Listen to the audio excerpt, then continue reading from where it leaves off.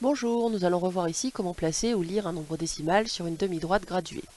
Nous voulons placer A, B, C, D, E et F d'abscisses respectives 6,75 centièmes, 6,9 dixièmes, 7,12 centièmes, 7,24 centièmes, 7,34 centièmes et 6,58 centièmes.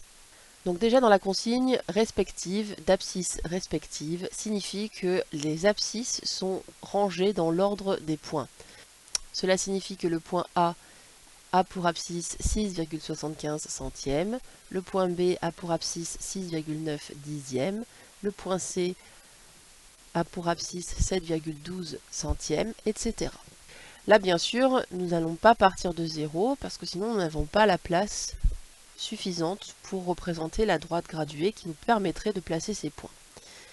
Donc, vous remarquerez que nous avons indiqué que nous allons nous placer autour de 7 unités. Effectivement, vous voyez que là, on est à 6,75 centièmes et après on a 7,12 centièmes, etc. Donc nous sommes autour du nombre 7.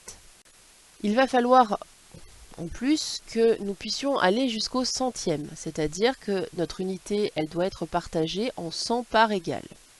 Ce qui signifie que nos premières graduations qui sont ici ne correspondent pas à des unités entières. Cette graduation ne peut pas être égale à 8 parce que sinon on n'aurait que des dixièmes ici et on n'aurait pas de centièmes. Donc en fait, si nous voulons avoir une droite graduée qui va être adaptée pour placer les nombres que nous avons, eh bien cela signifie que cette graduation, qui est un petit peu plus petite que l'unité, correspond à 7 et 1 dixième.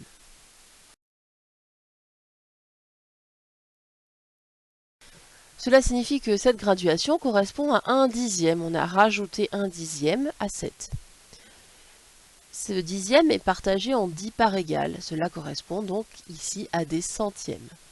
Si nous voulons placer le point A, qui a pour abscisse 6,75 centièmes, cela signifie que nous avons 6 unités entières, 7 dixièmes, donc 6 unités entières, 7 dixièmes, donc on est là, et il va falloir rajouter 5 centièmes. Donc nous allons rajouter 5 petites graduations à partir de 6,7 dixièmes.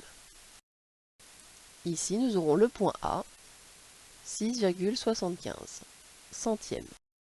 Le point B, son abscisse est 6,9 dixièmes. Le point C, son abscisse est 7,12 centièmes. Cela signifie qu'il nous faut 7 unités entières. 1 dixième et 2 centièmes.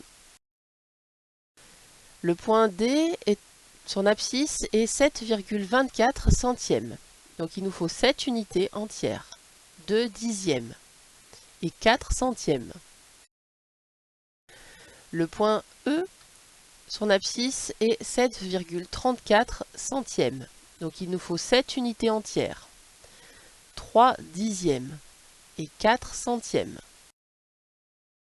Et enfin, le point F est situé à 6,58 centièmes.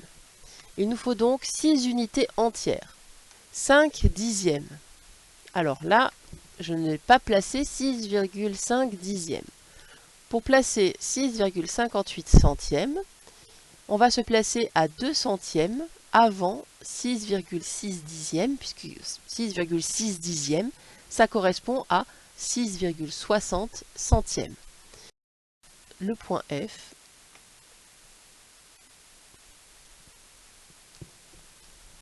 Merci d'avoir écouté.